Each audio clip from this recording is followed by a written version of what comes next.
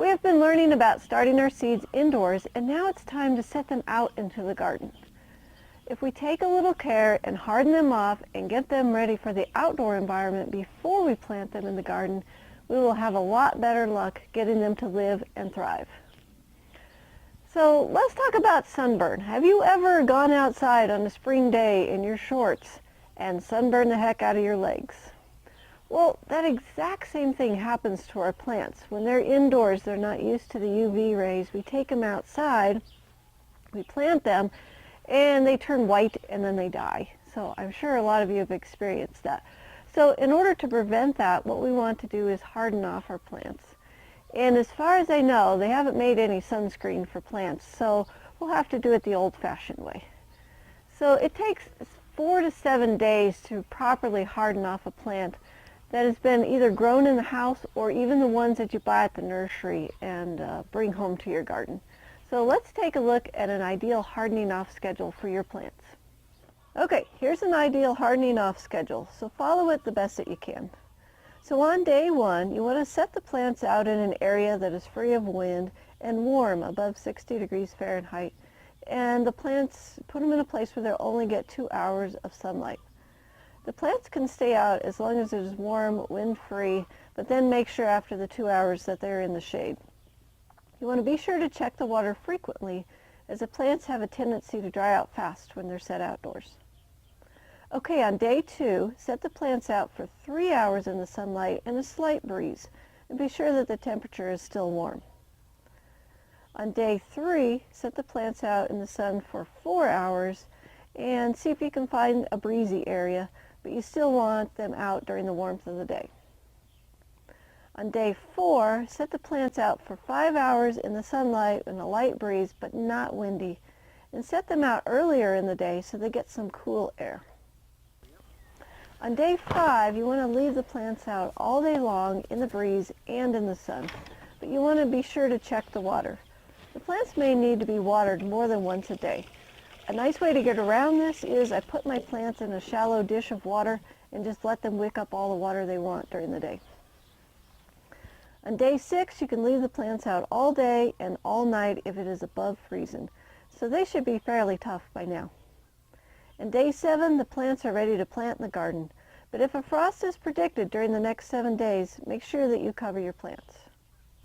Now, if you are working and can't follow the hardening off schedule, there are shortcuts, but the plants may be at risk depending on what the weather does. So let's take a look at shortcut number 1. Okay, we're going to start with shortcut number 1. This is one that I had to start doing because I had way too many plants to put out. And for the greenhouse production, it was hard to get everything hardened off like I wanted to. So what I did is I invented little mini greenhouses. You can see this is just a piece of woven wire that we cut and bent into a greenhouse shape. And then I just take that and I set it over the plants. This is a couple broccoli plants. Push that down. Now, if I just want shade for the plants, I put my shade cloth on like this, and then I just take my clothespins, because the wind always blows here. And I just clothespin this on. Now, this won't protect the plants from any frost, but this is going to stop the wind and the sun from cooking my plants. So the first day I would put it on there solid, and probably the first 2-3 days, and then I could take this off and put it on like halfway so that they would get half sun throughout the day. So I could clip that like that. Then once we get to day 7, then I could take that completely off. Now, if I'm going to get frost, or it's going to get cold or too rainy, I can add a layer of plastic to it. And it's the exact same thing. I can either have the plastic on with the shade cloth or without. Just clothespin that on. And so this gives me lots of options for protecting my plant, because I got to watch out for too much sun, too much wind, and too cold.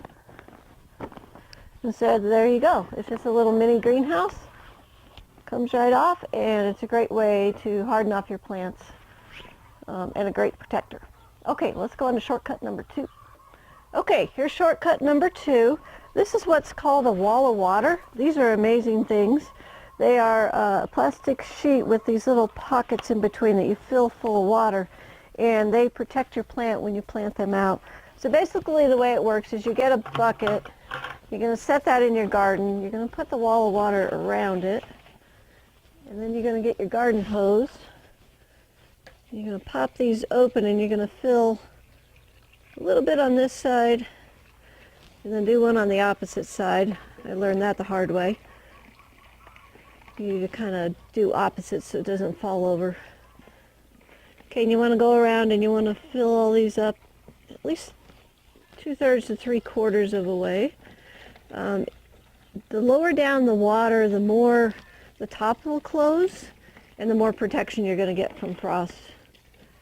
But I've seen these things protect the plants down, 24, 25 degrees, because the water it'll take in the heat from the sunlight during the day. These are great for tomatoes and peppers if you want to get them out early before the frost is passed. Once in a while you get a frost that you don't expect, so these are great for that too. Okay, round and round we go.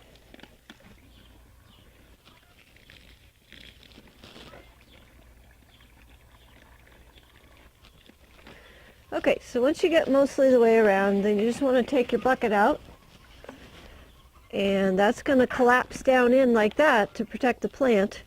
And so then you just dig your hole and put your plant right in the center. So it's a really great way to protect your plants.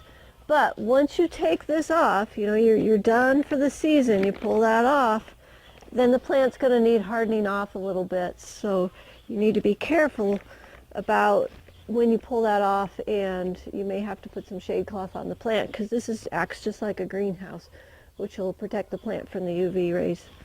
The other thing you got to watch about these is if you get a wind, once in a while they'll go over on you. And so you want to just make sure that you get the base nice and wide so that it can take the wind.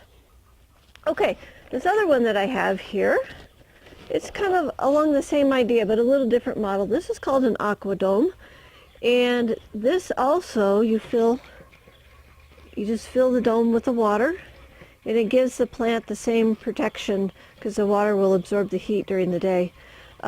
One of the things you need to be sure that you do is to put a little bit of chlorine bleach in it, or the water in there will get algae grown in it and it'll turn green. So you may have to bleach it just a couple of times. So it works in the same fashion. You just put it around your plant. It's going to protect your plant from the cold and from the wind. And then when you get done with your aqua dome for the season, okay, that's full.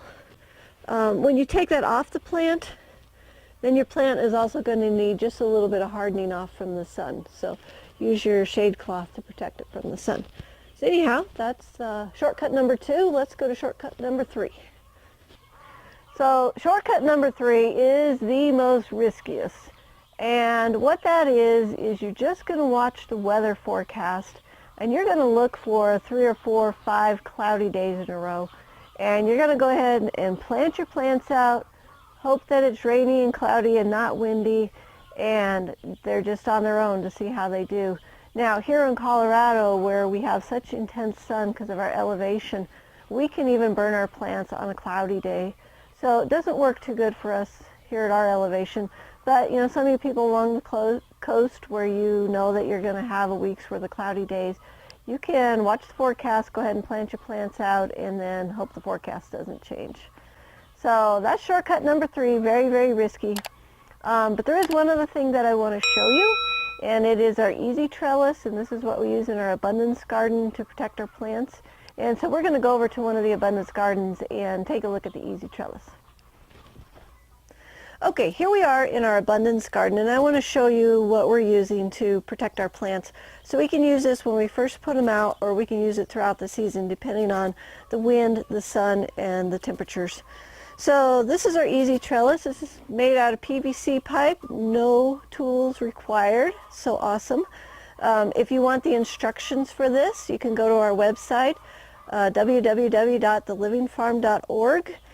So if I'm out in my garden and I need shade protection, I just put my trellis together, and then I'm just going to put my shade cloth right over the top of this. And the one thing that I will want to do when I'm outside is to make sure that I have some blocks or bricks, and I can put some blocks or bricks down to hold this because the wind will come and take it off. So that's how we do our shade protection. So if I'm doing the shortcuts, I would put this on for the first 3 days, and then half a day on day 4 or 5, and then probably off by day 6. Now if I'm having cold weather, then I just take a blanket. These happen to be the heavy frost blankets that we buy for the greenhouses. But you can use, use the blanket off your bed. Use your bed cover, anything like that. You could use a couple towels. The nice thing about the Easy Trellis is it keeps the material up off the plants, because when the material's on the plants, then it's going to squish them. Okay, so then I can put this cover on at night, and what this cover will do is protect it from frost. And then if I'm going to get a snowstorm or something like that, then I can take a piece of plastic and cover this with a piece of plastic. So I have all the ways to protect from wind, sun, and the cold, and this is a great system. The other beautiful thing about these Easy Trellises is when I'm ready to trellis my tomatoes up tall, if you look behind us, that's set up for the peas to go up. It has legs to extend it so that it can get a lot taller. So anyhow, if you're interested in building your own Easy Trellis, go to the website. It's a great system, and you can get the instructions. They're up there for free.